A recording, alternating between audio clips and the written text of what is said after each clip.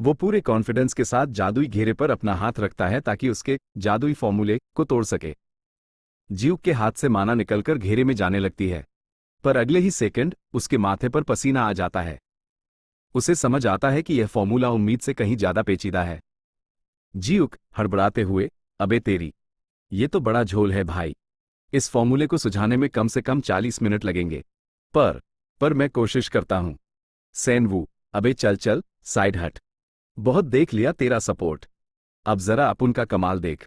सेनवू आगे बढ़कर जियूक को हटाता है और जादुई घेरे पर अपने दोनों हाथ रख देता है।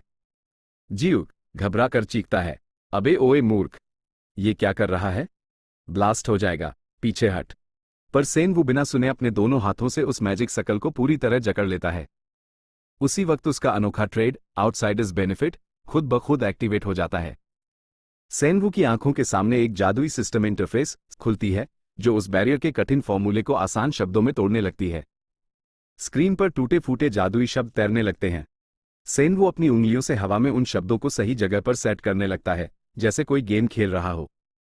सेनवू मन ही मन, अच्छा, तो ये कोरिया मैजिशियन एकेडमी के आर्टिफिशियल डंजन का ही एक हिस्सा है।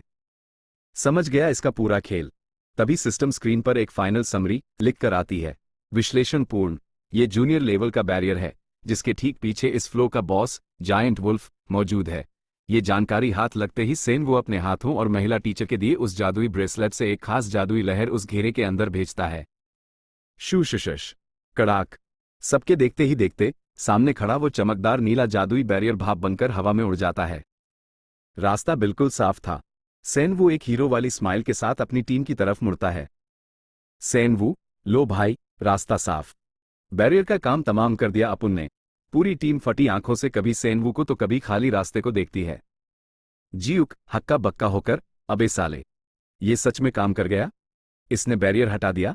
सूचना, मुख्य नायक लियो जून आपकी इस कला से हैरान है। उसके दिल में आपके लिए सद्भावना जगी है और उसकी दिलचस्पी बढ़ रही है। इनाम, लियो जून के इंटरेस्ट लेवल 1 पर पहुंचने के लिए आपको 5000 पॉइंट्स दिए जाते हैं।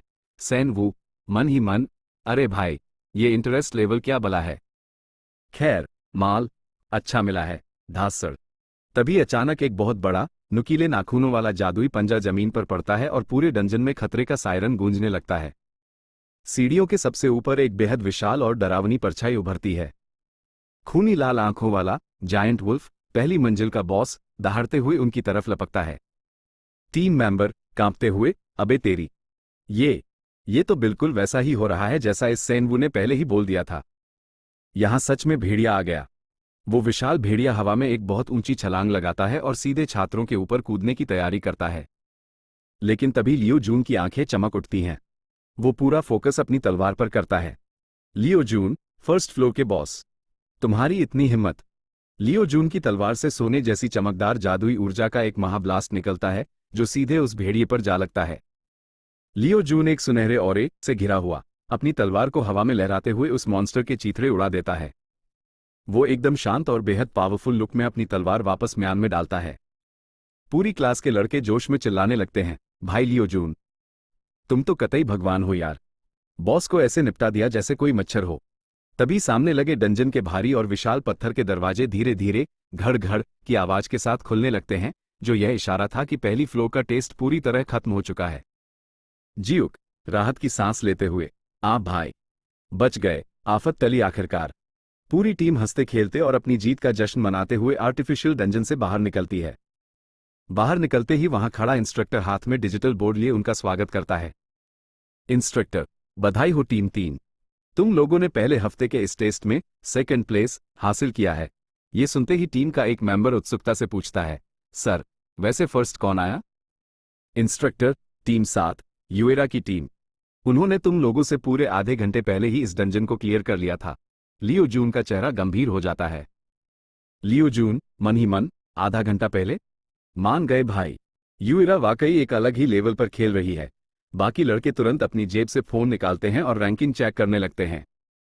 यूएरा की टीम का क्लियर टाइम देखकर सबके होश उड़ जाते हैं। जियूक, अबे तेरी, इतनी तेज? भाई, अगर हम थोड़ा भी ढीले पड़े तो बाकी टीमें हमें बहुत पीछे धकेल देंगी। तभी कोई सेनवू के कंधे पर हाथ रखता है। सेनवू मुड़कर देखता है तो सामने लियो जून मुस्कुरा रहा था। लियो जून, सेनवू, बहुत बहुत शुक्रिया भाई। आज जो हम सेकंड आए हैं ना, वो सिर्फ तुम्हारी वजह से मुमकिन हो पाया है। सेनवू, झेपते हुए, अरे नहीं भाई, मैंने ऐसा क्या ही किया। सारा काम तो तुमने किया। लियो जून, अरे ऐसे कैसे? अगर तुम उस जादुई बैरियर को चुटकियों में गायब नहीं करते तो ज्यूक के चक्कर में हम वहीं 40 मिनट लेट हो जाते और रैंकिंग में सबसे नीचे पहुंच जाते। लियो जून थोड़ा संकोच करते हुए कहता है, वैसे मुझे फर्स्ट आना चाहिए था, पर कोई बात नहीं। टीम मेंबर, अरे भाई लियो जून, तुम नहीं होते तो हम आधा भी नहीं कर पाते। टेंशन मत लो, ये तो बस पहला हफ्ता और पहली फ्लो थी। आगे अभी बहुत मौके मिलेंगे, हम तगड़ा कमबैक करेंगे। तभी भीड़ को चीरती हुई वही चश्मे वाली महिला टीचर आगे बढ़ती है और जोर से आवाज देती है, छात्र किम सेनवू, जरा इधर आओ। सेनवू सीधे अटेंशन की मुद्रा में आ जाता है। सेनवू, मन ही मन, लो भाई, ये तो वही सपोर्ट डिपार्टमेंट की हेड मैडम है। अब इन्हें मुझसे क्या काम आन पड़ा? सेनवू, जी मैडम, कहिए। महिला टीचर के चेहरे पर एक अजीब सी दीवानगी और एक्साइटमेंट साफ दिख रहा था। वो अचानक आगे बढ़कर सेनवू के दोनों हाथ अपने हाथों में थाम लेती है, जिससे सेनवू पूरी तरह सकपका जाता है। महिला टीचर, उत्साह में चिल्लाते हुए, किम सेनवू, मेरी बात सुनो, तुम इसी वक्त, बिना एक पल गंवाए, सपोर्ट डिपार्टमेंट में ट्रांसफर ले लो। सेनवू, पूरी तरह उलझन में, क्या? मैडम, आप ये क्या कह रही हैं? मैं ट्रांसफर नहीं लेना चाहता। मुझे यही ठीक लग रहा है। महिला टीचर हताश होकर लगभग भीख मांगने वाले अंदाज में कहती है। महिला टीचर, अरे सेनवू, मेरी शर्तों और ऑफर्स को सुने बिना ही मुझे सीधे रिजेक्ट मत करो भाई। कम से कम सुन तो लो। अगर तुम सपोर्ट डिपार्टमेंट में आते हो तो मैं तुम्हें 50 मिलियन वॉन की स्पेशल टैलेंट स्कॉलरशिप दिलाऊंगी। अब बताओ, क्या तुम अभी भी इंटरेस्टेड नहीं हो? सेनवू, बिना पलक झपकाए, एकदम सपाट चेहरे से, जी मैडम, बिल्कुल इंटरेस्टेड नहीं हूं। ये सुनते ही महिला टीचर का दिल टूट जाता है और वो रोनी सूरत बनाकर वहां से धीरे धीरे पैर घसीटते हुए जाने लगती है। जैसे ही वो दूर जाती है, क्लास के बाकी छात्र सेनवू को चारों तरफ से घेर लेते हैं। जियुक, अबे साले सेनवू, तू पागल वागल है क्या रे? 50 मिलियन वॉन ठुकरा दिया। कोई इतनी बड़ी रकम को लात मारता है क्या? छात्र 2, कानाफूसी करते हुए, वैसे भी ये मैनिफेस्टेशन में महाफिसड्डी है। अगर इसकी जगह मैं होता तो बिना सोचे तुरंत सपोर्ट डिपार्टमेंट में भाग जाता। तभी भीड़ के पीछे से युएरा की कड़क आवाज आती है, जिससे सब शांत हो जाते हैं। युएरा सीधे सेनवू के सामने आकर खड़ी होती है। युएरा, किम सेनवू, क्या तुम सच में अपना डिपार्टमेंट बदलने का इरादा नहीं रखते? सेनवू थोड़ा कतराते हुए अपनी नजरें घुमा लेता है और तुरंत जवाब नहीं देता। आसपास के छात्र सांस रोककर उन दोनों को देख रहे हैं। युएरा, तुम्हें पता होना चाहिए कि स्पेशल टैलेंट वाले छात्रों को सिर्फ स्कॉलरशिप ही नहीं, बल्कि एकेडमी की तरफ से और भी कई बेहतरीन फायदे और सुविधाएं मिलती हैं। सेनवू, मुस्कुराते हुए पर दृढ़ आवाज में, आपकी इस चिंता के लिए बहुत बहुत शुक्रिया युएरा जी। पर अपुन पैदाइशी मैनिफेस्टेशन टाइप है और आगे भी इसी में रहकर अपनी किस्मत आजमाएगा। युएरा सेनवू का ये साफ और निडर जवाब सुनकर अंदर से पूरी तरह हिल जाती है। उसकी आंखों में साफ अचंभा दिख रहा है कि कोई लड़का इतनी बड़ी स्कॉलरशिप और उसके सामने इतनी अकड़ कैसे दिखा सकता है। दृश्य बदलता है। कुछ दिनों बाद का नजारा है। चमकते हुए साफ आसमान के नीचे एकेडमी की आलीशान बिल्डिंग बेहद शांत और खूबसूरत लग रही है। बिल्डिंग के अंदर एक लड़की कॉरिडोर में अपनी हील्स की टिक टिक आवाज के साथ मजे से टहल रही है। तभी अचानक सामने देखकर उसकी आंखें फटी की फटी रह जाती हैं। उसे आगे कोई जाना पहचाना शख्स दिखाई देता है। क्यूरियोसिटी से भरी वो लड़की अपनी चाल तेज करती है। सामने कोई और नहीं बल्कि हमारा हीरो किम सेनवू था, जो हाथ में पोछा लिए बेहद शांति और कैजुअल अंदाज में पूरे कॉरिडोर के फर्श को चमका रहा था। लड़की पूरे उत्साह में चहकते हुए कहती है, अरे नमस्ते सीनियर किम शिनवुक भाई साहब। सेनवू का पोछा वहीं रुक जाता है। वो अपना सिर खुजाते हुए कहता है, सेनवू, अरे मैडम, जरा नाम का प्रोनाउंसिएशन सही करो। मेरा नाम किम शिनवुक नहीं बल्कि किम सेनवू है। लड़की तुरंत झेप जाती है और अपनी जीभ दांतों तले दबाकर माफी मांगती है। लड़की, oh I am so sorry senior Sen Wu. वैसे आप यहां इस वक्त पोछा क्यों लगा रहे हैं? सेनवू फर्श पर पोछा घुमाते हुए बड़े सीधे सादे अंदाज में जवाब देता है, अरे कुछ खास नहीं, बस यहां का फर्श थोड़ा गंदा दिख रहा था तो मैंने सोचा क्यों न इसे थोड़ा चमका दिया जाए। वह लड़की सेनवू को देखकर पूरी श्रद्धा से गदगद हो जाती है। लड़की, हाथ हिलाते हुए, सच में सीनियर, आपकी जितनी तारीफ की जाए कम है। ऐसे ही बढ़िया काम करते रहिए। बाय बाय, मैं चलती हूं। लड़की मुस्कुराते हुए मुड़ती है और कॉरिडोर में आगे बढ़ जाती है। पर जैसे ही वो सेनवू के सुनने के दायरे से बाहर पहुंचती है, उसके चेहरे के भाव एकदम बदल जाते हैं। वो मुंह बनाते हुए बड़बड़ाती है, मन ही मन, क्या अजीब नमूना है यार, इस वीआईपी एकेडमी में आकर कोई पोछा लगाता है क्या? कितना फालतू और पॉइंटलेस काम है। उधर सेनवू के सामने तैर रही सिस्टम स्क्रीन पर चमचमाते हुए शब्द उभरते हैं, बधाई हो, आपने गुप्त मिशन पूरा किया। आपको स्नेल ब्राइड अचीवमेंट की उपलब्धि दी जाती है। इनाम, इस अचीवमेंट को अनलॉक करने के लिए आपको 1000 पॉइंट्स दिए जाते हैं। सेनवू झेंपते हुए अपनी स्क्रीन को देखता है और एक गहरी सांस लेता है। सेनवू मन ही मन, भाई साहेब, अब मैं दुनिया को कैसे मुंह दिखाऊंगा? कोई मुझसे पूछेगा कि तू इतनी बड़ी एकेडमी में बैठकर पोछा क्यों मार रहा था, तो क्या मैं उन्हें ये बोलूंगा कि अपन ये सब सिर्फ इस अतरंगी अचीवमेंट और 1000 पॉइंट्स के लालच में कर रहा था? इज्जत का कचरा हो जाएगा। खैर, वो फटाफट पानी की बाल्टी उठाता है और अपनी पीठ सीधी करता है। सेनवू, चलो, जो भी हो, कम से कम सफाई तो पूरी हुई और माल भी मिल गया। सेनवू मजे से एक धुन गुनगुनाता हुआ बाल्टी लेकर वहां से आगे बढ़ जाता है। वो इस बात से बिल्कुल अनजान है कि कोई पीछे दीवार की ओर से उस पर नजर रखे हुए है। सपोर्ट डिपार्टमेंट का एक पुरुष टीचर कोने से झांकते हुए सेनवू को देख रहा था। वो सेनवू के इस सादगी भरे और मेहनती बर्ताव को देखकर बड़े ही स्नेह से मुस्कुराता है। दृश्य बदलता है। अब अकेडमी के एक बड़े लेक्चर हॉल का नजारा है। प्रोफेसर प्रोजेक्टर पर कुछ तस्वीरें दिखाते हुए क्लास की शुरुआत करते हैं। प्रोफेसर, स्टूडेंट्स, इस दुनिया में मॉन्स्टर्स कई अलग अलग प्रकार के होते हैं। कुछ इंसानों जैसे दिखते हैं, कुछ जानवरों जैसे खूंखार होते हैं और कुछ हवा में उड़ने वाले होते हैं। प्रोफेसर स्क्रीन पर एक बेहद खौफनाक और अजीब जीव की धुंधली तस्वीर पर पॉइंट करते हैं। उनकी आवाज एकदम गंभीर हो जाती है। प्रोफेसर, लेकिन इन सब में जो सबसे ज्यादा खतरनाक और जानलेवा मॉन्स्टर्स होते हैं, उन्हें हम मेंस, इंसानी रूपी राक्षस कहते हैं। क्या क्लास में से कोई मुझे बता सकता है कि ये मेंस बाकी मॉन्स्टर्स से इतने ज्यादा खतरनाक क्यों माने जाते हैं? पूरी क्लास में सन्नाटा छा जाता है। तभी सेनवू अपना हाथ ऊपर करता है और आत्मविश्वास से जवाब देता है, सर, क्योंकि मेंस को आम इंसानों से अलग पहचानना नामुमकिन के बराबर है। जब तक वो खुद अपना असली रूप न दिखाएं या पूरी तरह पागल न हो जाएं, तब तक उनका पता लगाना लगभग असंभव है। वो हमारे बीच ही छुपकर रहते हैं। प्रोफेसर गर्व से सिर हिलाते हैं। प्रोफेसर, बिल्कुल सही कहा सेनवू। मेंस असल में बुराई की वो जड़ हैं जो इंसानों का खून पीते हैं, बाकी मॉन्स्टर्स को कंट्रोल करते हैं और हमारे मानवीय समाज में बहुत अंदर तक घुस चुके हैं।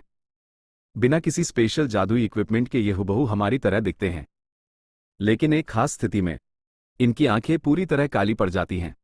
काली आंखें शब्द सुनते ही सेनवू की रीढ़ में एक सिहरन दौड़ जाती है। सेनवू मन ही मन, ओरिजिनल नॉवेल की कहानी के हिसाब से इसी वीकेंड शनिवार रविवार को पहली बार एक मैन इस शहर में हमला करने वाला है। कहानी में हमारे हीरो लियो जून ने अपनी छात्र जिंदगी में ही उस मैन को सरेआम ढेर करके पूरी दुनिया का ध्यान अपनी तरफ खींच लिया था। वैसे तो लियो जून उस हादसे को अकेले ही संभाल लेगा, लेकिन फिर भी मुझे सावधानी बरतनी होगी, कहीं कोई ऐसी गड़बड़ न हो जाए जो कहानी को बदल दे। सेनवू के दिमाग में एक खौफनाक दृश्य कौंधता है। एक डरावनी काली परछाई के बीच कोई मासूम शख्स डर से कांप रहा है। मेंस वाकई बहुत बेरहम होते हैं। तभी सेनवू का ध्यान अपनी खाली जेब पर जाता है। सेनवू परेशान होकर, अरे यार, पर सबसे बड़ा रोना तो पैसे का है। अगर मुझे बाहर के मिशंस पर लियो जून के साथ जाना है तो मुझे अच्छे खासे फंड्स जरूरत पड़ेगी। साला, पैसा कहां से लाऊं? शाम को कल्टीवेशन क्लास में सभी छात्र जमीन पर पालथी मारकर बैठे हैं और ध्यान लगा रहे हैं। सेनवू भी अपनी आंखें बंद करके पूरे फोकस के साथ बैठता है। धीरे धीरे उसके पेट के पास माना का एक चमकता हुआ गोला बनने लगता है। वो गहरी सांस खींचता है और आसपास की प्राकृतिक ऊर्जा को अपने अंदर समेटने लगता है। उसके शरीर के चारों तरफ नीली और हरी जादुई रश्मियां तेजी से चक्कर काटने लगती हैं और उसका ऑरा और ज्यादा चमकदार हो जाता है। तभी उसकी बंद आंखों के सामने सिस्टम की विंडोज एक के बाद एक पॉपअप होती हैं। सूचना, आपकी जादुई शक्ति में आंशिक बढ़ोतरी हुई है। प्रभाव, आपके a rank trade protection of great nature प्रकृति का संरक्षण ने इस बढ़ोतरी को और ज्यादा बूस्ट कर दिया है। प्रगति, इस ट्रेड के लिए आपकी ट्रेनिंग प्रोग्रेस सीधे 12% बढ़ गई है। सेनवू एक लंबी सांस छोड़ते हुए अपनी आंखें खोलता है और मजे से अपने हाथ पैर फैलाता है। उसे अपने शरीर के अंदर माना कि एक भारी और तगड़ी नदी बहती हुई महसूस हो रही थी। सेनवू खुश होकर, क्या कड़क फीलिंग है भाई, इस बार मैंने वाकई बहुत सारा माना इकट्ठा कर लिया है। जैसे ही वो उठने के लिए मुड़ता है, उसके ठीक बगल में एक और बड़े साइज की गोल्डन सिस्टम नोटिफिकेशन विंडो प्रकट होती है। बधाई हो, आपके trade blessing of the great nature का ग्रेड बढ़कर अब लेवल 2 हो गया है। लेवल 2 होने की खुशी में एक नया एक्टिव इफेक्ट अनलॉक किया गया है। सैन वू मन ही मन मानना पड़ेगा भाई, कुकिंग टैलेंट बेचकर इस blessing of the great nature को चुनना मेरी जिंदगी का सबसे बेस्ट फैसला था। वो तुरंत स्क्रीन पर नए खुले स्किल के डिस्क्रिप्शन को ध्यान से चेक करने लगता है। Active effect hot of the great nature प्रभाव 1 मिनट के लिए आपके माना की रिकवरी स्पीड में एक बहुत ही विशाल और अविश्वसनीय बूस्ट आएगा। कूलडाउन अत्यधिक लंबा। सैन वू मुस्कुराते हुए, भले ही इसका कूलडाउन बहुत लंबा है, पर जरूरत पड़ने पर आपातकाल में अपन इसका इस्तेमाल खुलकर कर सकता है। और वैसे भी वो अपनी कॉलर सीधी करते हुए खुद को याद दिलाता है, दुनिया चाहे जो कहे, अपन दिल और दिमाग से एक कट्टर मैनिफेस्टेशन टाइप जादूगही है। उसे याद आता है कि कैसे वो सपोर्ट डिपार्टमेंट की हेड मैडम उसके सामने ट्रांसफर के लिए गिड़गिड़ाई थी। इस याद से उसका इरादा और पक्का हो जाता है। सैन वू सोचते हुए, दुनिया को लग रहा है कि मैं कोई सपोर्ट मास्टर हूं, पर सच तो यह है कि मैं बैरियर्स को सिर्फ इसलिए तोड़ पा रहा हूं क्योंकि मैं एक आउटसाइडर हूं और मुझे इस नॉवेल की कहानी और उसके पैटर्न्स पहले से पता हैं। असलियत में तो मुझे खुद कोई बैरियर बनाना तक नहीं आता, इसलिए वो सपोर्ट डिपार्टमेंट मेरे लिए है ही नहीं। हाँ, वो बात अलग है कि 50 मिलियन वॉन की स्कॉलरशिप खोने का गम मेरे इस छोटे से दिल को अभी भी अंदर ही अंदर खाए जा रहा है। उफ। वो अपना फोन निकालकर अपना बैंक अकाउंट चेक करता है तो स्क्रीन पर लिखा आता है, बैलेंस 30,800 वॉन। सैन वू रोनी सूरत बनाकर, हे भगवान, सिर्फ 30,000 वॉन? सच में यार, इस स्टूडेंट लाइफ का सबसे बड़ा रोना यही है कि जेब हमेशा खाली रहती है। वो हताश होकर पास ही बने एक कैथेड्रल ठंडे फर्श पर बैठ जाता है और अपने इस कड़केपन पर मातम मनाने लगता है। सैन वू, साला, कोई तो तरीका होगा? क्या इस दुनिया में जल्दी और आसानी से पैसा कमाने का कोई शॉर्टकट नहीं है? वो कई तरकीबें सोचता है। क्या डंजन रैंस पर चला जाऊं? या बाहर जाकर मॉन्स्टर्स का शिकार करूं? तभी उसके दिमाग में एक कल्पना आती है, जहां मैदान में खतरनाक मॉन्स्टर्स उसे फुटबॉल की तरह लात मार मारकर हवा में उड़ा रहे हैं। वो तुरंत डर कर अपना सिर झटक देता है। सैन वू, नहीं भाई नहीं, जान है तो जहान है, वो बहुत डेंजरस है। अच्छा, अगर मैं लो लेवल के जादुई टावर्स चढ़ूं तो? कम रिस्क वाले टावर्स को तो मैं संभाल सकता हूं, पर समस्या वही ढाक के 3 पात। कानून के मुताबिक मैं अभी नाबालिग हूं और मुझे आधिकारिक तौर पर मेष का लाइसेंस मिल ही नहीं सकता। सैन वो अपना दिमाग दौड़ाने लगता है। वो अपनी उंगलियों से सिर को थपथपाता है कि तभी अचानक उसके दिमाग की बत्ती जलती है और उसकी आंखें चमक उठती हैं। सैन वू जोर से चिल्लाते हुए, अरे भाई साहेब, मिल गया! क्या गजब का आइडिया आया है। दृश्य बदलता है। रात का समय हो चुका है और आसमान में सितारे चमक रहे हैं।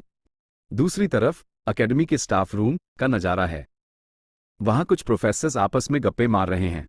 टीचर 5, वैसे आज मैंने अपनी क्लास में एक बहुत ही होनहार और संस्कारी छात्र को देखा। टीचर 6, होनहार? तुम्हारा मतलब सेकंड ईयर के उस किम सेन वू से है क्या? तभी वही सपोर्ट डिपार्टमेंट की महिला टीचर चिल्लाते हुए बीच में कूदती है। Support teacher? हाँ, मैंने भी देखा है। वो लड़का सुबह सुबह सबसे पहले एकेडमी आता है और पूरे कॉरिडोर में पोछा लगाकर सफाई करता है। कितना प्यारा बच्चा है। Theory professor? बिल्कुल, मेरी थ्योरी क्लास में भी उसका फोकस कमाल का रहता है। हर सवाल का सबसे पहले और सही जवाब देता है। ये सुनकर मैनिफेस्टेशन डिपार्टमेंट की होम रूम टीचर अपनी छाती फुलाकर गर्व से कहती है, आखिर छात्र किसका है? हमारे मैनिफेस्टेशन डिपार्टमेंट के बच्चे पैदाइशी ऐसे ही संस्कारी और कड़क होते हैं। वैसे मुझे पता चला है कि कोई हमारी क्लास के इस हीरे को चुराने की नाकाम कोशिश कर रहा था, पर मुझे अपनी परवरिश पर पूरा भरोसा था कि मेरा बच्चा इतनी आसानी से नहीं फिसलेगा। हाँ। बाकी टीचर्स मुस्कुराते हुए कहते हैं, सच में आज के जमाने में ऐसा सीधा, मेहनती और सबका चहेता बच्चा मिलना मुश्किल है। उधर अपने हॉस्टल के कमरे में बैठा सैन वू कहानी के नैरेटर जरिए अपनी ये तारीफें सुन रहा होता है। सैन वू मन ही मन, वाह, टीचर्स के बीच तो अपन का भौकाल टाइट हो चुका है। पर जरा सोचो, अगर मैं अपनी इस स्टूडेंट वाली पहचान को ही बीच से हटा दूं, तो कानून के सारे नियम और पाबंदियां मुझ पर से खुद ब खुद खत्म हो जाएंगी ना? भाई, अपन तो कतई पैदाइशी जीनियस है। तभी उसके सामने एक और शानदार नोटिफिकेशन आता है, बधाई हो, आपने एक और गुप्त अचीवमेंट हासिल किया। टीचर्स का चहेता स्टूडेंट, इनाम। इस उपलब्धि के लिए आपको 2000 पॉइंट्स दिए जाते हैं। सैन वू, आहा, इसे कहते हैं ऊपर वाला जब भी देता है, छप्पर फाड़ के देता है। एक्स्ट्रा इनकम का स्वागत है भाई। वो तुरंत अपनी पॉइंट स्टोर की स्क्रीन खोलता है और सर्च बार में जाकर कुछ टाइप करता है। वो बिना देर किए अपने कड़े कमाए हुए 10,000 पॉइंट्स एक खास रहस्यमयी आइटम पर फूंक देता है। सेन वू मन ही मन, हे भगवान, 10,000 पॉइंट्स स्वाहा कर दिए हैं। अब इस खरीदारी का फल मीठा होना चाहिए, वरना अपन बर्बाद हो जाएगा। सेन वू, हे ब्रह्मांड के भगवान, लकी ड्रॉ जैसी 25 से मुझे कुछ ऐसा कड़क माल देना जिससे अपन रातों रात अंधाधुंध पैसा छाप सके। प्लीज भगवान, लाज रख लेना। दृश्य बदलता है। अब शनिवार की सुबह का खूबसूरत नजारा है। सूरज की किरणें एकेडमी की उस सबसे ऊंची और विशाल टावर जैसी बिल्डिंग पर पड़ रही हैं। तभी उस मुख्य टावर के गेट की तरफ एक रहस्यमयी शख्स बढ़ता हुआ दिखाई देता है। जैसे ही वो शख्स पास आता है, गार्ड उसे रोक देता है। सिक्योरिटी गार्ड, रूखी आवाज में, रुको। आगे जाने से पहले अपना मेश लाइसेंस दिखाओ। वो रहस्यमयी शख्स बिना कुछ बोले शांत रहता है। वो धीरे से अपना हाथ नीचे ले जाता है और अपनी बेल्ट पर बंधे एक छोटे से पाउच के अंदर डालता है। वो पाउच से एक चमचमाता हुआ आईडी कार्ड बाहर निकालता है और बड़े ही शांत, भारी और रौबदार आवाज में गार्ड की तरफ बढ़ाते हुए कहता है, रहस्यमयी शख्स, ये लो, देख लो। गार्ड के हाथ में जो आईडी कार्ड है, उस पर लिखा है, नाम किम जिन वू, उम्र 25 वर्ष, रैंक सी क्लास जादूगर। गार्ड कार्ड को बेहद संदेहास्पद नजरों से ऊपर नीचे देखता है और कुछ पल के लिए हिचकिचाता है।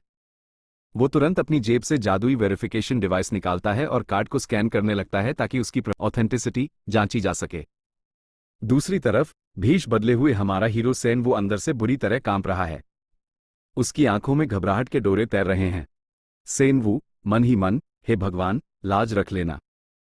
अगर पकड़ा गया तो सीधे जेल की हवा खानी पड़ेगी। टीप, वेरिफिकेशन सक्सेसफुल। डिवाइस हरी रोशनी के साथ ब्लिंक करती है और स्क्रीन पर डेटा फ्लैश होता है। वैदसी क्लास विजार्ड, किम जिन वू, उम्र 25 वर्ष। ये देखते ही गार्ड के चेहरे का कड़कपन गायब हो जाता है और वो एक पेशेवर मुस्कान के साथ झुकता है। सिक्योरिटी गार्ड, एकेडमी टावर में आपका स्वागत है, मिस्टर किम जिन वू। ये रहा आपका कार्ड। सेन वू राहत की एक बहुत लंबी सांस लेता है, कार्ड वापस पकड़ता है और अपनी भारी आवाज में कहता है, शुक्रिया।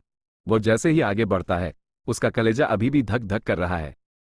सेन वू, मन ही मन, बाप रे बाप, मुझे पता था कि सिस्टम का माल कभी फेल नहीं हो सकता, फिर भी साला डर के मारे घुटने काम गए थे मेरे। नैरेटर, असल में किम जिनवू नाम की यह एडल्ट पहचान सेन वू ने हाल ही में सिस्टम पॉइंट शॉप से खरीदी थी, जहां पॉइंट शॉप का वो डिस्क्रिप्शन खुला हुआ है। विशेष आइटम, एडल्ट आइडेंटिटी मॉडिफिकेशन, कीमत 10,000 पॉइंट्स, सीमित स्टॉक। विवरण, इस पहचान को यूजर अपनी मर्जी से कस्टमाइज कर सकता है। इसके साथ सरकार द्वारा प्रमाणित एक असली विजार्ड लाइसेंस मुफ्त दिया जाएगा, जिसे कोई भी जादुई डिवाइस फर्जी नहीं पकड़ सकती। नैरेटर, इस दुनिया में विजार्ड लाइसेंस कोई मामूली कागज का टुकड़ा नहीं होते। इनके अंदर एक बेहद जटिल और यूनिक जादुई फॉर्मूला एम्बेडेड होता है, जिसके कारण आम दुनिया में इसकी नकल या जालसाजी करना नामुमकिन है। लेकिन सिस्टम के आगे सब पानी कम है। अब सेन वो पूरी तरह से अपने नए भेष में है। उसने आंखों पर एक खास मैजिक आई ग्लासेज पहना हुआ है, जिससे उसकी उम्र वाकई 25 साल के एक नौजवान जैसी लग रही है। उसे पूरा भरोसा हो चुका है कि उसकी ये झूठी पहचान एकदम फुलप्रूफ और फ्लॉलेस है। टावर के आलीशान संगमरमर के फर्श पर उसके जूतों की खट खट आवाज गूंजती है। वो अपनी कलाई घड़ी पर टाइम देखता है। सेन वू, मन ही मन, अभी सुबह के 9:15 हो रहे हैं। प्लान के मुताबिक मुझे इस टावर को फटाफट क्लियर करना होगा, ताकि मैं ठीक समय पर हेयर रिवर पहुंच सकूं। क्योंकि वहीं पर आज लियो जून का सामना उस खतरनाक मैन इंसानी राक्षस से होने वाला है।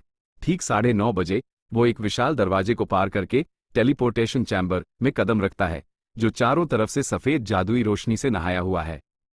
तभी रूम में एक मैकेनिकल सिस्टम आवाज गूंजती है, wizard Kim Jin Woo, tower of proof में आपका स्वागत है। आपकी रैंक के अनुसार आप इस टावर की 27वीं मंजिल तक जाने के हकदार हैं। जैसे ही वो चैम्बर के बीचों बीच बने चमकते हुए जादुई घेरे पर कदम रखता है, सिस्टम दोबारा पूछता है, कृपया चुनी जाने वाली मंजिल का चयन करें। सेन वो बिना सोचे समझे सीधे बटन दबाता है, 10वीं मंजिल। सिस्टम तुरंत एक वार्निंग जारी करता है, सावधान, चुनी गई मंजिल पहले ही क्लियर की जा चुकी है। दोबारा क्लियर करने पर मिलने वाले रिवॉर्ड्स और इनामों में भारी कटौती की जाएगी। सेन वू, कैजुअल अंदाज में, कोई बात नहीं भाई, कटौती मंजूर है, तुम बस प्रोसेस को आगे बढ़ाओ। वो मुस्कुराता है, क्योंकि उसका मकसद यहां आम जादूगरों की तरह मामूली इनाम जीतना था ही नहीं।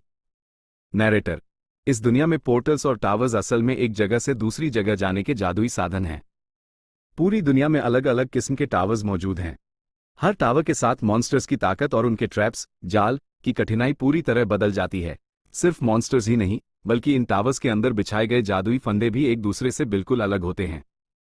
जैसे कुछ जगहों पर दीवारों से निकलने वाले ये जानलेवा नुकीले भाले। तभी एक तेज रोशनी के धमाके के साथ सेनवू टावर ऑफ प्रूफ की 10वीं मंजिल पर लैंड करता है। उसके सामने सिस्टम मैसेज आता है, आपने 10वीं मंजिल में सफलतापूर्वक प्रवेश कर लिया है। नैरेटर, ओरिजिनल नॉवेल की साइड स्टोरी में इस 10वीं मंजिल का जिक्र है। ये टावर अपनी अजीब और पेचीदा कठिनाई के लिए इतना बदनाम है कि बड़े बड़े जादूगरों के गिल्ड्स भी यहां आने से कतराते हैं। अंधेरे चैम्बर में अचानक दो खूनी लाल आंखें खुलती हैं और माहौल में दहशत फैल जाती है। सेनवू के ठीक सामने एक बेहद विशाल और डरावना लाल रंग का भेड़िया खड़ा था। इस बॉस मॉन्स्टर के माथे पर दो नहीं बल्कि 3 आंखें चमक रही थी।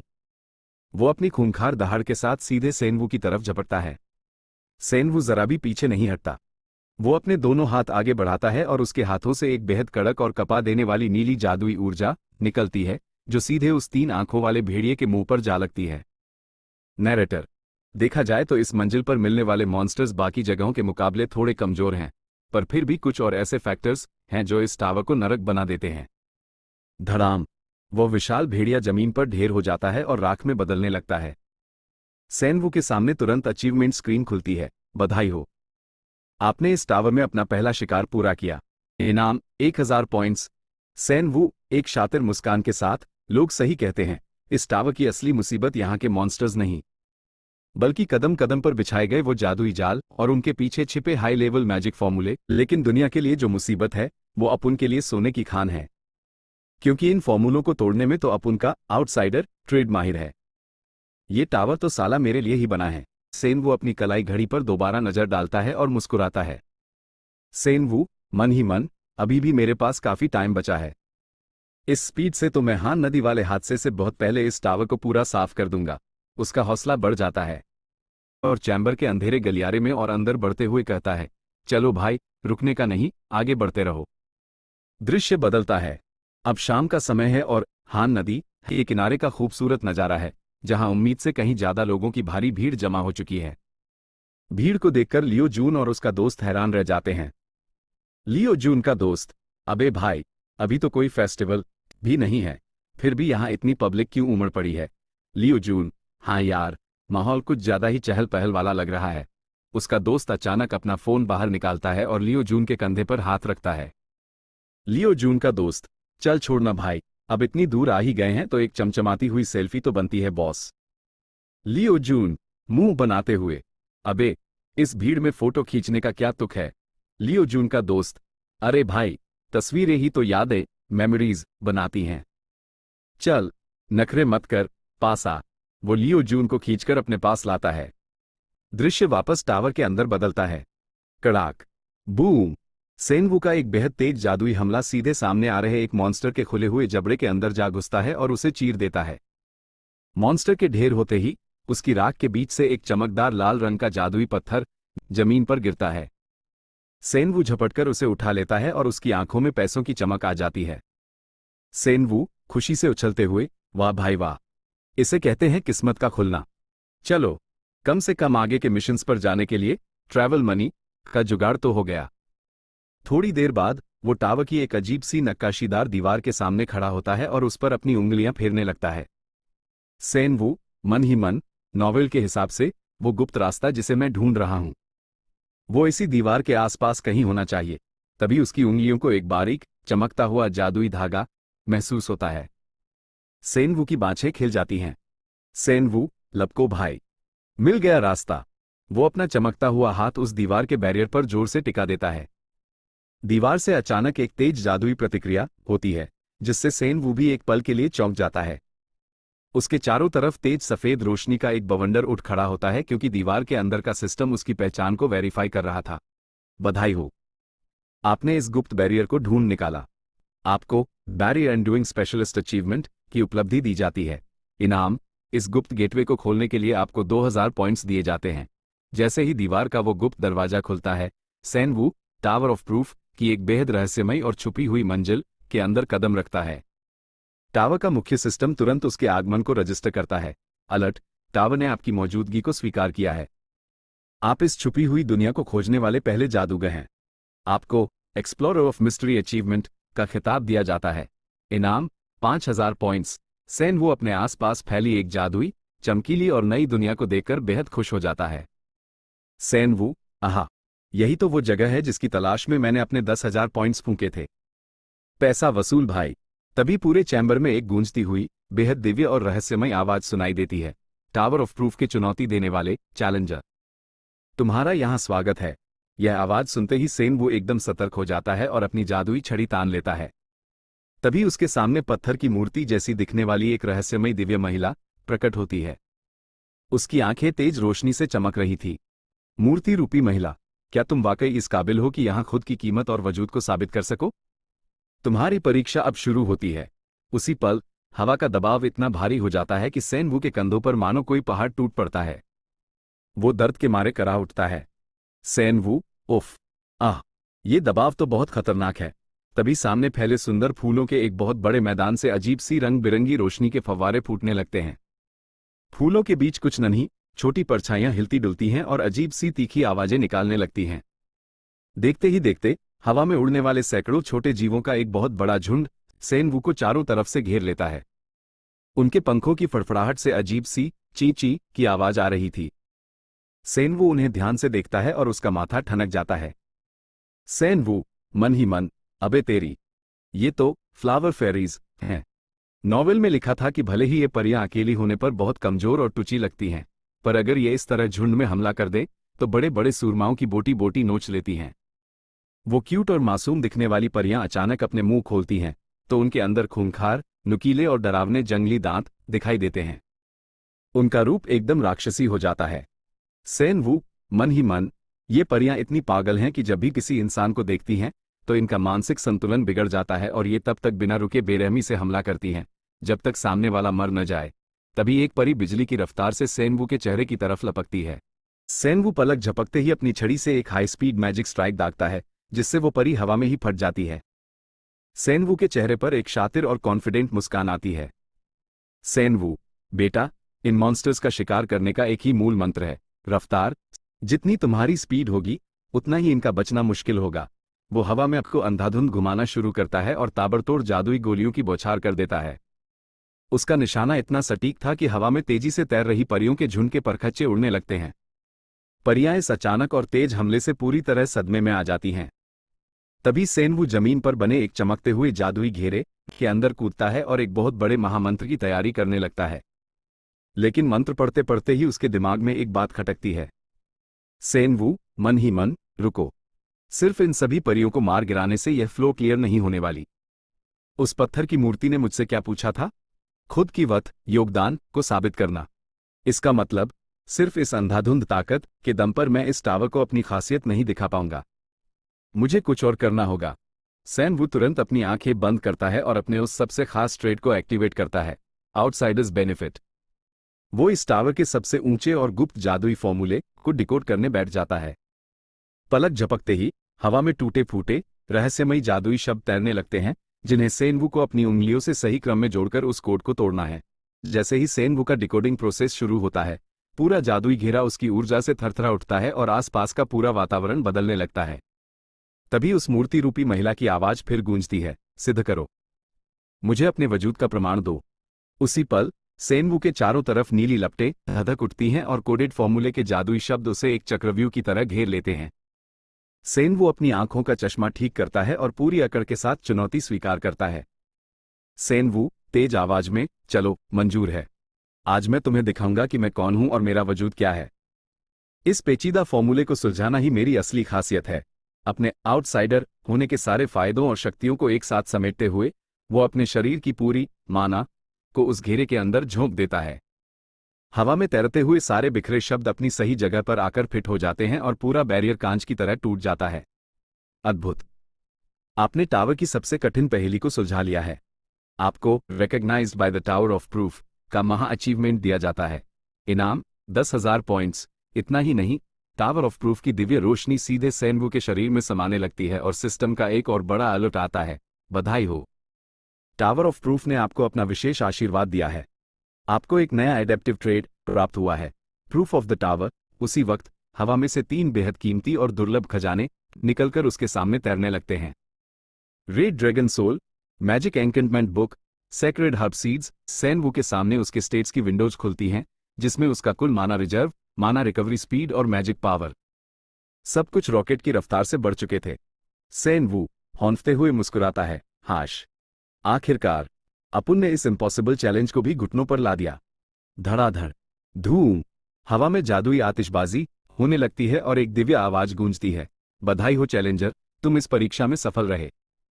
तभी पूरी दुनिया के सिस्टम पर एक ग्लोबल मैसेज फ्लैश होती है, अलर्ट, किसी अज्ञात जादूगर ने टावर ऑफ प्रूफ की छुपी हुई मंजिल को पूरी तरह क्लियर कर लिया है।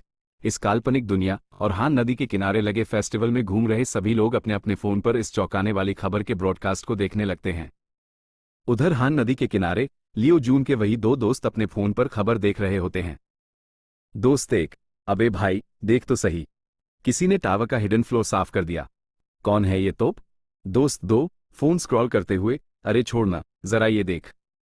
दोस्त एक, क्या हुआ, क्यों परेशान है? दोस्त दो, अरे यार, अभी थोड़ी देर पहले जो हमने यहां सेल्फी खींची थी ना, उसे जरा ध्यान से देख। दोस्त एक, क्या देखना है? हम दोनों कितने हैंडसम लग रहे हैं, यही ना?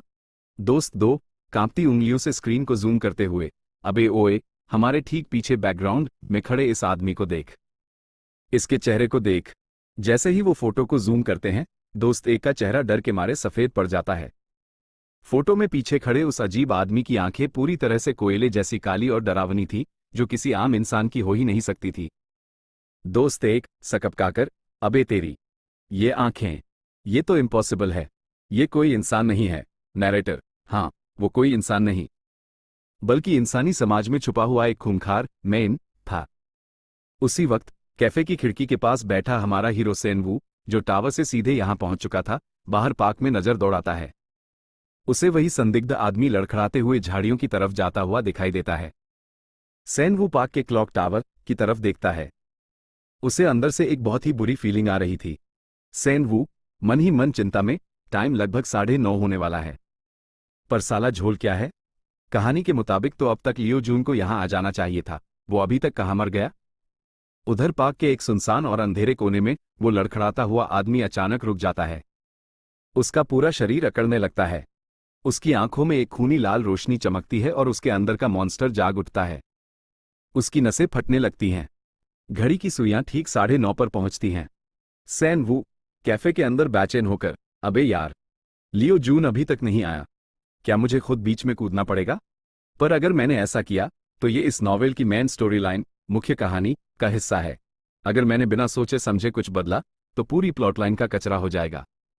तभी पार्क में उस लड़खड़ाते हुए आदमी को बीमार समझकर उसकी मदद करने के लिए आगे बढ़ता है।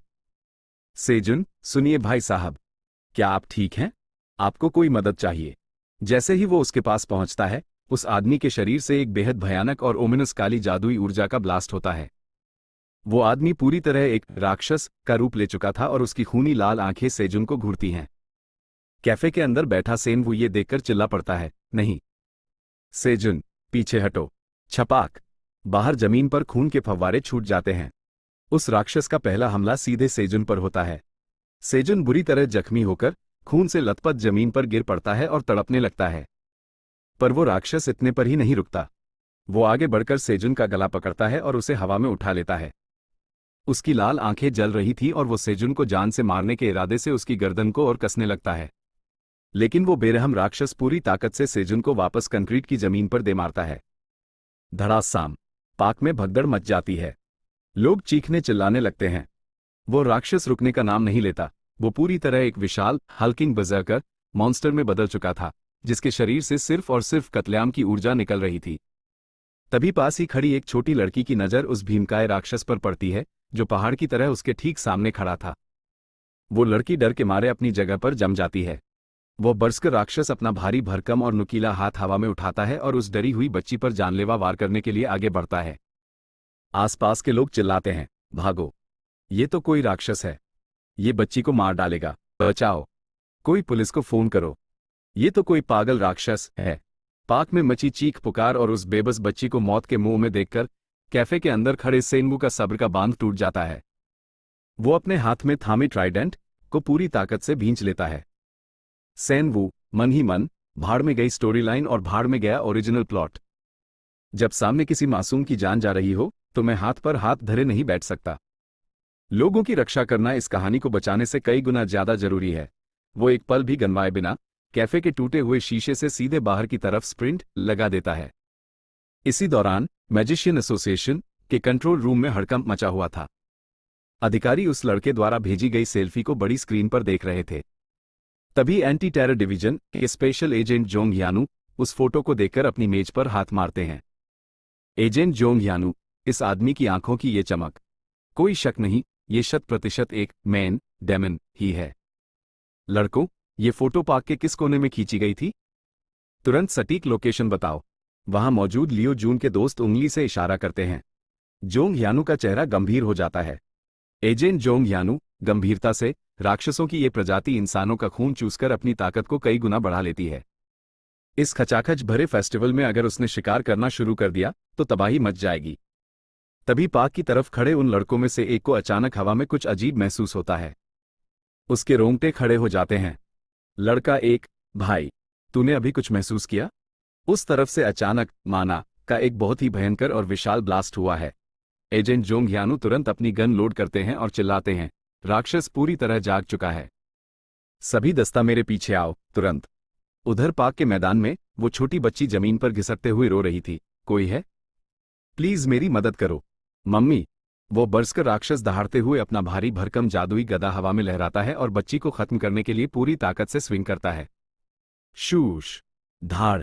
ठीक उसी पल पीछे से दौड़कर आए सेनवू ने अपनी जादुई ताकत से पास रखी एक भारी टेबल को उस वार के बीच में धकेल दिया था, जिससे वो लड़की दूर जा गिरती है और उसकी जान बाल बाल बच जाती है।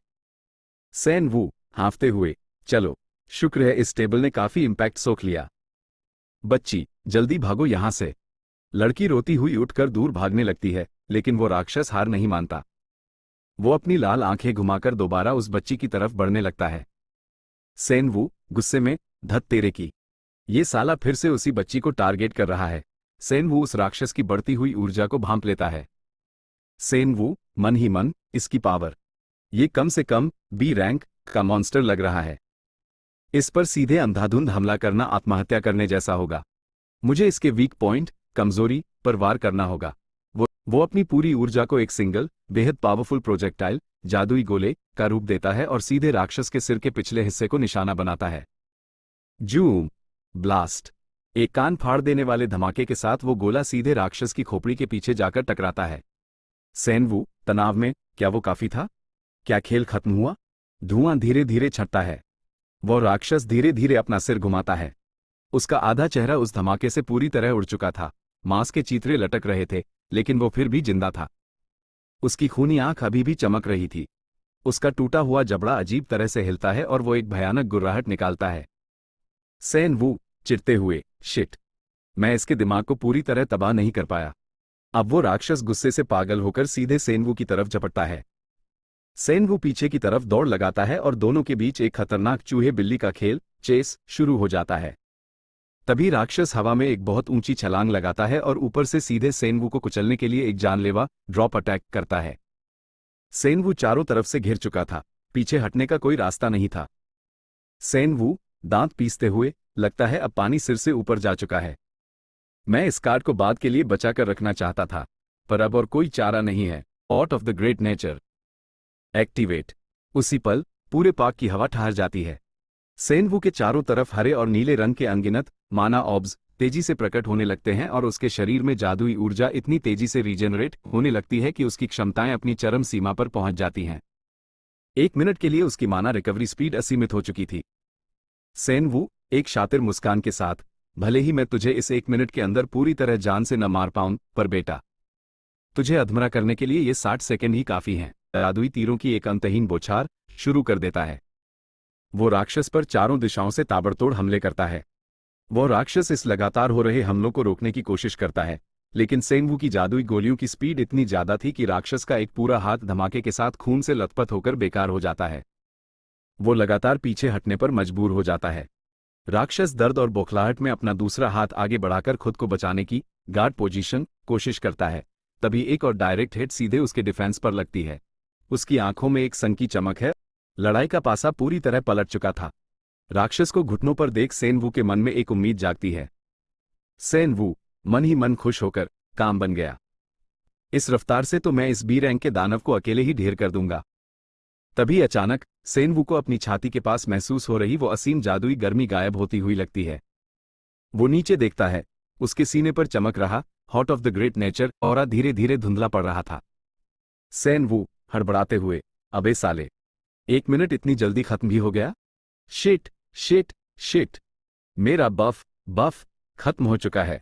सेन वू के चेहरे पर हवाइयां उड़ने लगती हैं। उधर वो आधा झुलसा हुआ राक्षस जमीन से दोबारा उठने लगता है। उसकी आंख खून की तरह उबल रही थी। राक्षस घुरघुराते हुए, इंसानी कीड़े, अब मैं अपनी इस ताकत को और नहीं रोकूंगा, तुम सबको तड़पा तड़पा कर मारूंगा। माहौल में एक और विनाशकारी ऊर्जा का बवंडर उठने ही वाला था कि तभी शूश। इससे पहले कि वो राक्षस अपनी नई पावर को एक्टिवेट कर पाता, एंटी टेरर डिवीजन के एजेंट जोंग यानू एक बिजली जैसी फुर्तीली स्वॉर्ड स्ट्राइक के साथ बीच में कूदते हैं और एक ही झटके में उस राक्षस का सिर धड़ से अलग कर देते हैं। राक्षस का कटा हुआ सिर और भारी शरीर भारी आवाज के साथ जमीन पर गिर पड़ते हैं। ब्लैक मैजिक का वो ऑरा राख बनकर हवा में उड़ने लगता है। खेल पूरी तरह खत्म हो चुका था। सेन वू आंखें फाड़े उस प्रोफेशनल जादूगर को देखता रह जाता है।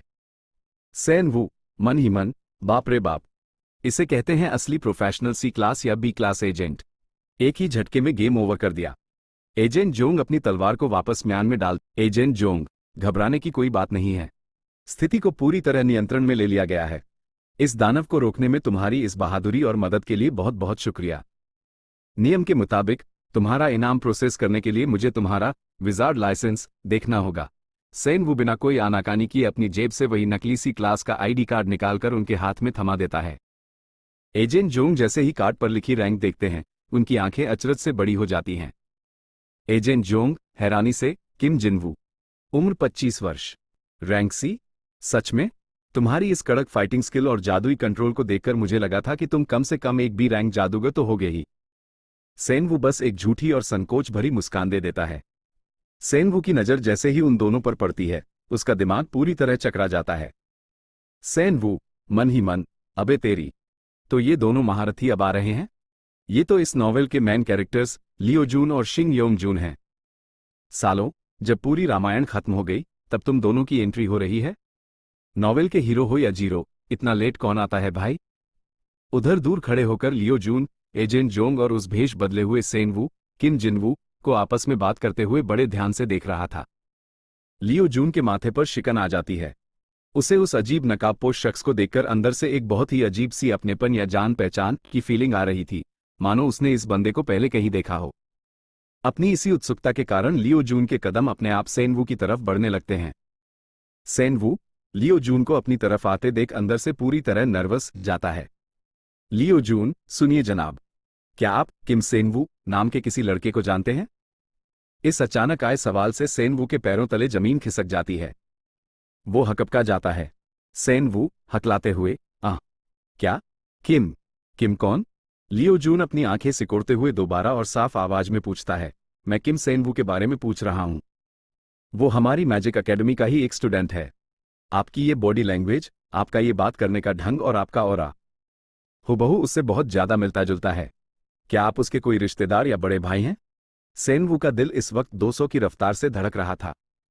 वो अंदर ही अंदर चिल्लाता है, अबे साले। सेन वू भारी आवाज में, माफ करना छोटे भाई, मैंने अपनी जिंदगी में आज तक इस नाम के किसी प्राणी के बारे में नहीं सुना। तुम शायद किसी गलत फहमी में हो। तभी एजेंट जोंग बीच में एजेंट जोंग, चलो चलो लड़को, ये कोई तुम्हारी जासूसी का मैदान नहीं है।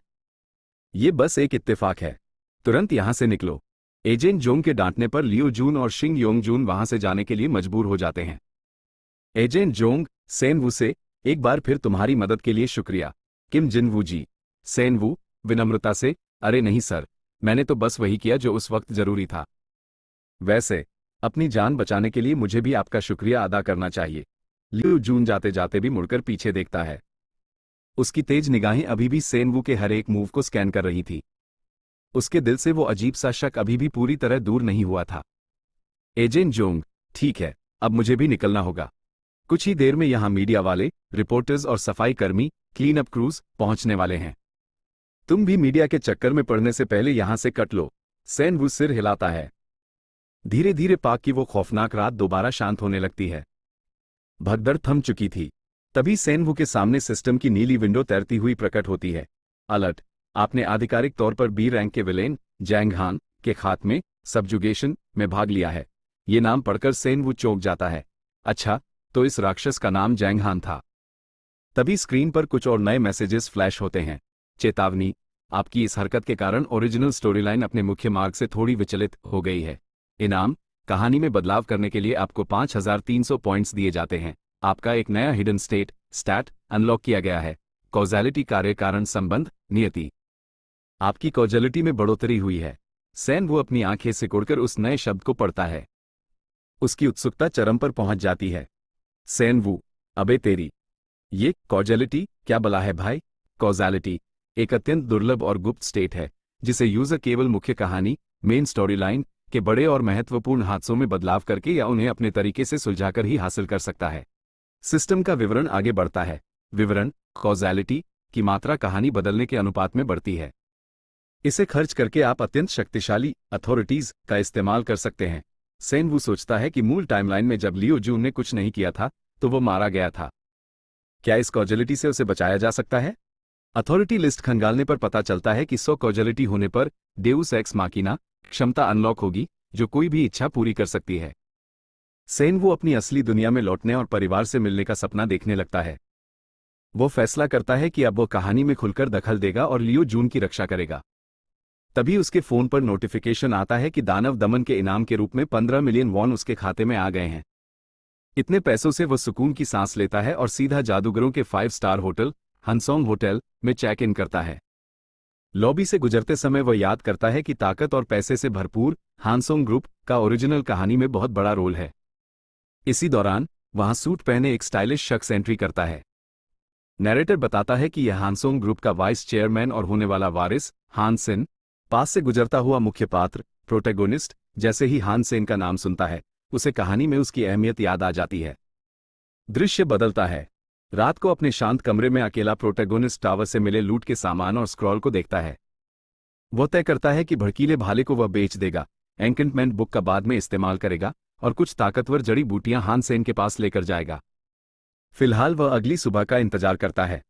अगली सुबह टीवी पर न्यूज ब्रॉडकास्ट शुरू होता है। एंकर घोषणा करता है कि एक पूर्व सी रैंक जादूगर ने टावर ऑफ ट्रूविंग का हिडन फ्लो क्लियर किया और फिर होंगगांग पार्क में तबाही मचा रहे दानव को अकेले ढेर कर दिया। मेश एसोसिएशन जादूगर किम जिन वू की वीरता की तारीफ करती है और उसकी तस्वीर शहर की बड़ी स्क्रीन पर दिखाई जाती है। सड़क पर लोग चर्चा करने लगते हैं कि कैसे किम जिन वू ने अकेले उस दानव का सामना किया। तभी नायक के सामने सिस्टम मैसेज फ्लैश होता है, बधाई हो, आपको माइनर हीरो का अचीवमेंट दिया जाता है। 20 लाख नागरिक आपका आभार व्यक्त कर रहे हैं।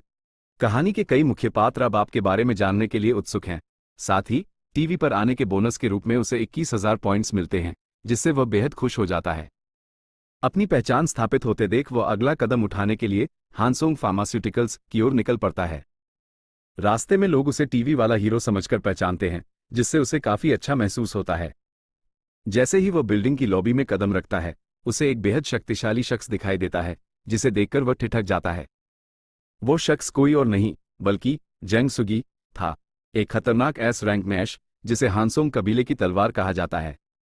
जी वो घबराता है कि उसके आते ही एक एस रैंक यहाँ क्या कर रहा है। तभी रिसेप्शनिस्ट उसे पहचान लेती है। जी वो अपना परिचय देता है और कहता है कि वो टावर से कुछ दुर्लभ जड़ी बूटियां बेचने आया है जिनका मूल्यांकन खुद जनरल मैनेजर करें। जल्द ही वो जनरल मैनेजर के ऑफिस में होता है। हानसोंग ग्रुप की सबसे छोटी बेटी हान सेन कियन उसका स्वागत करती है और कहती है कि इस समय के सेलिब्रिटी किम जिन वू का खुद यहां आना दिलचस्प है। वो पौधे को देखकर कहती है कि यह बेहद आकर्षक है, इसके अंदर मजबूत ऊर्जा है पर इसमें आम औषधीय पौधों की तरह माना स्टेम्स नहीं हैं। वो निष्कर्ष निकालती है कि इसे प्रोसेस करना मुश्किल है पर यह असाधारण है। जी वो दावा करता है कि उसने चिकित्सा का लंबा अध्ययन किया है, जबकि मन ही मन वह जानता है कि यह डिवाइन हर्ब अन्य सामग्रियों के असर को कई गुना बढ़ा देती है, जबकि अकेले ये कुछ नहीं करती और इसे संभालना किसी जीनियस फार्मासिस्ट के ही बस की बात है। हान सेन कहती है कि भले ही वह इसे पूरी तरह नहीं समझ पा रही पर वह इसे खरीदना चाहती है। वह जी वू से उसकी शर्तें पूछती है।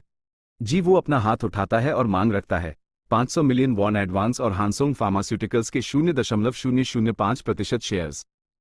हान सेन शेयर्स की बात सुनकर चौंक जाती है और कहती है कि तुम्हें हमारे कबीले के साम्राज्य के स्केल का अंदाजा नहीं है। जीवू कहता है कि उसे कैश से ज्यादा शेयर्स पसंद हैं क्योंकि ये दवा मार्केट में आते ही तहलका मचा देगी।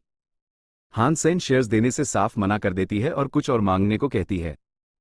जीवू को पहले से इस इनकार का अंदाजा था, इसलिए वह अपनी दूसरी शर्त रखता है, एक सीक्रेट अंडरग्राउंड ऑक्शन की वीआईपी मेंबरशिप और कंपनी की तरफ से पोशन क्राफ्टिंग व आइटम प्रोक्योरमेंट की सर्विस। हान सेन इन सर्विसेज का भुगतान करने के लिए सहमत होती है, पर वो चुपचाप उसकी शर्तों का एक अलग ही मतलब निकालती है।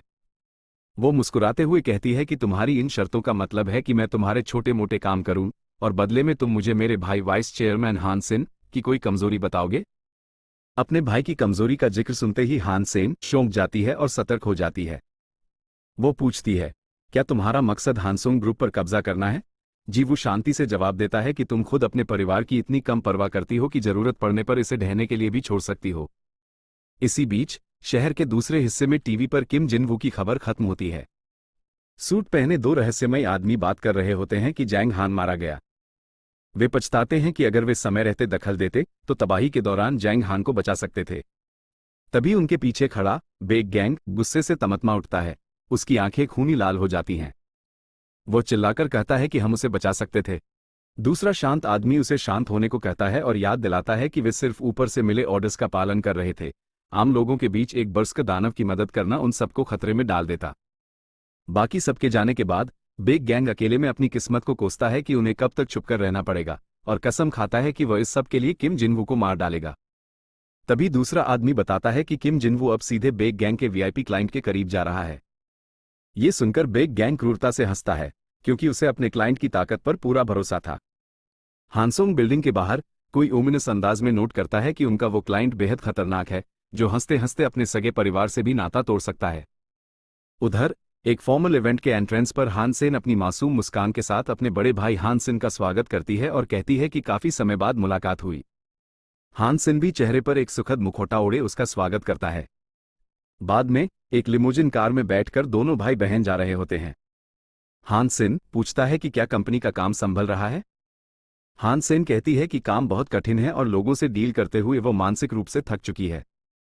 हान सेन तंज कसता है कि पिताजी ने इतनी कम उम्र में तुम्हें शेयर्स देकर जल्दबाजी की, ये बोझ तुम्हारे लिए बहुत भारी है। हान सेन मन ही मन उसका मजाक उड़ाती है कि अगर यह भारी है तो मैं तुम्हारे शेयर्स भी ले सकती हूं। वो गुस्से में अपना फोन भींचती है कि उसे इन बातों से कब छुट्टी मिलेगी। अपने होटल रूम में वापस आकर जीवू फोन में हान सेन का कॉन्टैक्ट सेव करता है। वो सोचता है कि किम सेन वू और किम जिन वू के दो अलग अलग अकाउंट्स रखने से चीजें सेफ रहेंगी। हान सेन से मिलना अच्छा रहा क्योंकि उसने उसका भाला भी बिकवा दिया। वो बियर पीते हुए सुकून महसूस करता है। तभी उसके टैबलेट पर बीप होती है। हान सेन का मैसेज आता है कि वह वादे के मुताबिक 1 महीने के लिए उसकी एरंड असिस्टेंट के रूप में काम करेगी। साथ ही सिस्टम मैसेज आता है कि हान सेन अब उस पर भरोसा करती है, जिससे उसे 1000 पॉइंट्स मिलते हैं। हान सेन टेक्स्ट करती है कि वह एडवांस और भाले के पैसे आज ट्रांसफर कर देगी और पूछती है कि क्या उसे कुछ और चाहिए। जीवू रिप्लाई में पोशन क्राफ्टिंग और अंडरग्राउंड एरिना का टिकट मांगता है। हान सेन जवाब देती है कि पोशंस में समय लगेगा और रेडी होने पर वो खुद संपर्क करेगी। जीवू इसे स्वीकार करता है और सोचता है कि इस डील को वह बाद में बढ़ा देगा। तभी उसे याद आता है कि किम जिन वू के रूप में खुलेआम घूमने से वो दानव फीन्स उससे बदला लेने की कोशिश करेंगे, जैसा कि ओरिजिनल कहानी के रिवेंज प्लॉट में था। इन हमलों से बचने के लिए वो तुरंत सिस्टम के सर्च फंक्शन में जाकर दुश्मनों का पता लगाने वाले ट्रेड्स ढूंढता है।